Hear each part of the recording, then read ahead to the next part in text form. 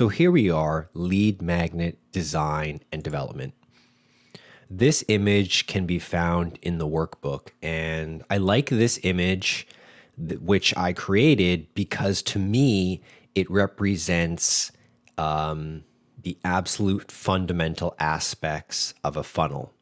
And I'm just going to review this for you right now in case no one has ever explained this to you or you need a refresher. A funnel is an experience. A funnel is a set of touch points. A funnel is a series of pages. But ultimately, you can really pare it down to these 6 components at the origins of a lead generation funnel. At the beginning is a traffic source. This could be a YouTube video. This could be a blog post found through search engine optimization. This could be a Pinterest image. This could be an Instagram meme. It could be any sort of social media platform or any ability to send a user through a link. It could be an email list. Many different ways we can get traffic.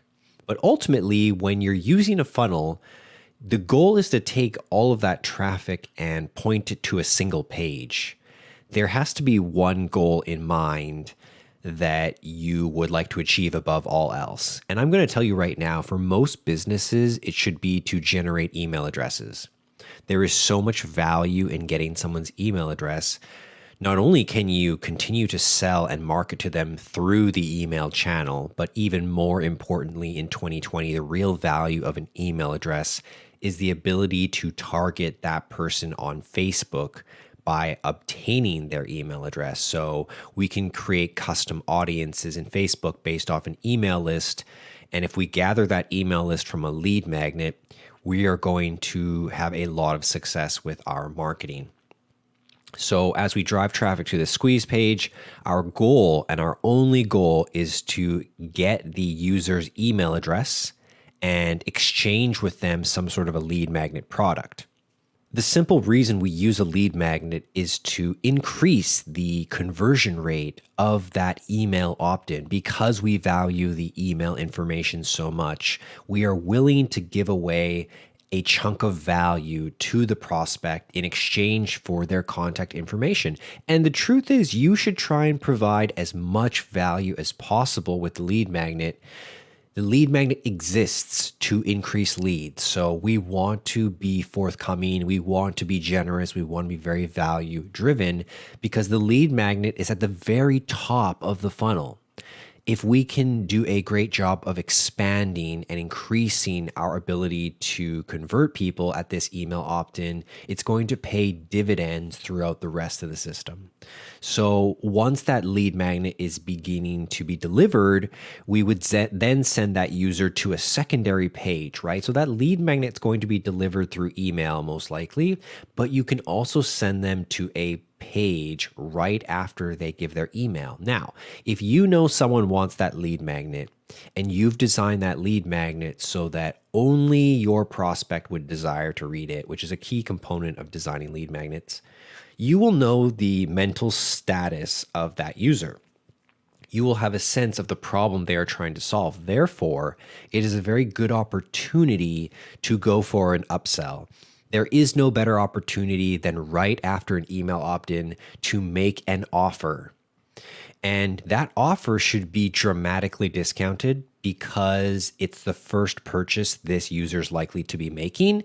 Therefore, we want to make it as low risk as possible and high value as possible. So many people just send people to a thank you page. It says, hey, your email, your PDF is on the way. Thank you for subscribing. This is a mistake, and ideally, and not always is it applicable, but ideally you should be placing an offer on this page, and you should say something like, your lead magnet PDF will be there in 10 to 15 minutes. While you wait, please watch this important video, which can help you apply the lead magnet. So you want to send the user into your more profitable offer because the lead magnet, you're not making any money, right? So you need to get them into a paid offer. So it's this bait that's going to attract the ideal customer to your brand or website. It's going to be an ebook, it's going to be a mini course, maybe a case study, a white paper, some sort of report, could be a discount. There's got to be something that people want that's going to attract them and they're going to give their information for. Now, if they go for the offer, they want to buy what you are selling, you need to have a way for them to add an item to a cart and then to make a purchase.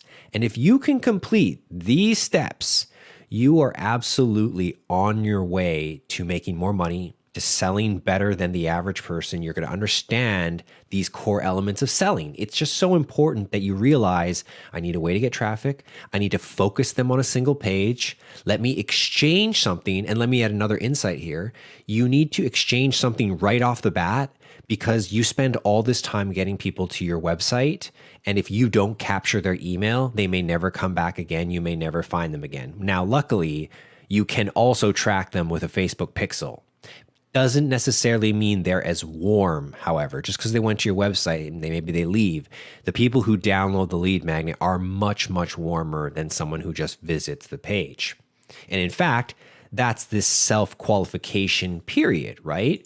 And so ultimately, when I design a lead magnet, when I'm working with a client, I tell them that, what would the prospect be reading, but no one else would? That's the key here, is that we create some unique piece of content that only the prospect wants. It keeps everyone else out. It's not interesting to anyone else, right? This is where your full stack skill set really begins to shine. You get to apply both your strategy, a little creative work, and a little bit of content development and funnel building, right? So when you create a lead magnet, your goal is to attract that ideal customer and no one else. Just take a look at some of the lead magnets I've developed in the past. Well, most of these are in the past year, except one of them. And I think you can tell it was before the iPad was really popularized. Once the iPad got popularized, I moved most of my mock-ups into iPads. And, when you go shopping, you buy the packaging just as much as what you buy, what's on the inside. And mock-ups are very important in my opinion. They really increase the perceived value of the product. My clients, they often get excited for them. But I think it's important to give this element of wow factor whenever you can, especially at this lead generation point, making sure you don't just mail in sort of this design process. But if you look closely at these images, they are extremely simple to create, and I'm going to show that process very shortly.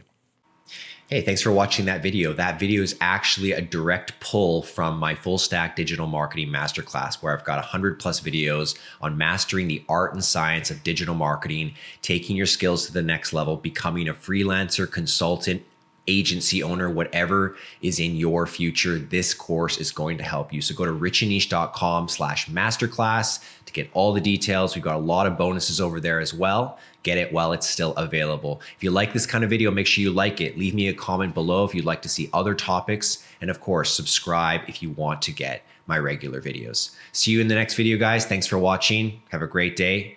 May the algorithms be ever in your favor.